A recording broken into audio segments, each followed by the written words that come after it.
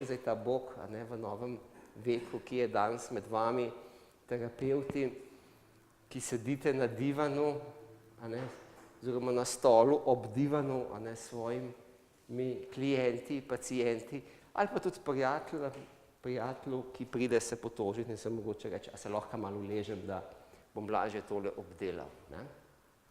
A vidite, ta iskra, nečesa večjega je ključna za uspešno alkimijo. In ta iskra je pomembna še danes. Seveda še danes govorimo o, ne vem o čem, a govorimo o višji sili, a govorimo o Bogu, ali govorimo o življenju, življenje ima moč, ali govorimo o univerzumu, ki odloča. Vidite, skratka, to prakticiranje ponižnosti je za alkimijski opus zelo pomembno. Torej, zrcali se tudi v ljudskem reku, ki pravi, človek obrača in obrača, Bog je pa tisti, ki obrne potem. Seveda obrne takrat, ko ne pričakujemo takrat, ne takrat, ko mi nasiljujemo svojo voljo, ampak največkrat takrat, ko se prepustimo procesu. Torej, žal mi je, mogoče so malo majhne slike, niso vse bil velik plakat, ampak med pavzo si jih lahko še bolj ogledate. Torej, prepletenost, tule imamo tako imenovano goro vajencev, na kateri so planeti, na kateri so posamezne figure, ki so kot planeti, in tule okrog pa je zodijak, torej astrološka mandala. Torej, kar bi se rad dotaknil, najprej je prepletenost astrološkega pojmovanja kozmologije, torej sveta, torej astrološki, kozmološki model, ki je vladal v alkimističnem pogledu na svet.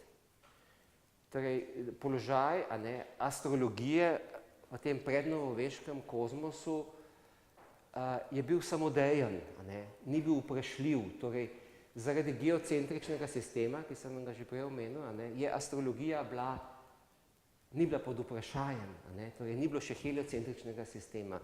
Torej, zodijak, ki je ta nebesni krog, nebesna mandala, ki obkroža Zemljo, ki je razdeljena na 12 delov, je bila hkrati za srednjeveškega astronoma samoumevna. Torej, je bila hkrati fizična in je bila hkrati simbolična. Tako da ni bila vprašljiva.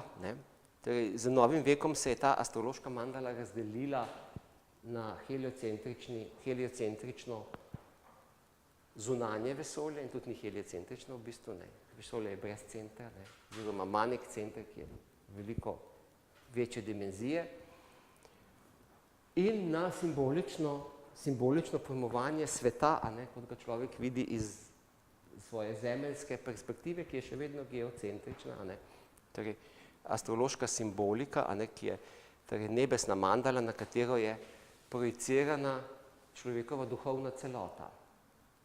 Torej, to astrološko izročilo je bilo nekaj, kar so alkimisti veliko uporabljali, ne samo kot znamenja zodijaka, torej kot 12 energij, ampak tudi planeti, torej bilo je 7 planetov v srednjem veku do novega veka, torej Sonce, torej tako imenovanih planetov, Sonce, Luna, Merkur, Venera, Mars, Jupiter, Saturn, ki pa so bili, zanimivo, v alkimiji upodobljeni kot figure.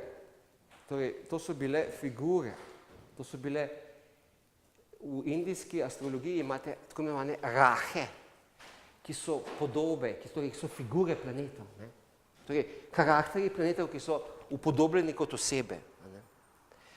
To je nekaj unikatnega, ker sicer v zahodni astrologiji sami astrologiji ne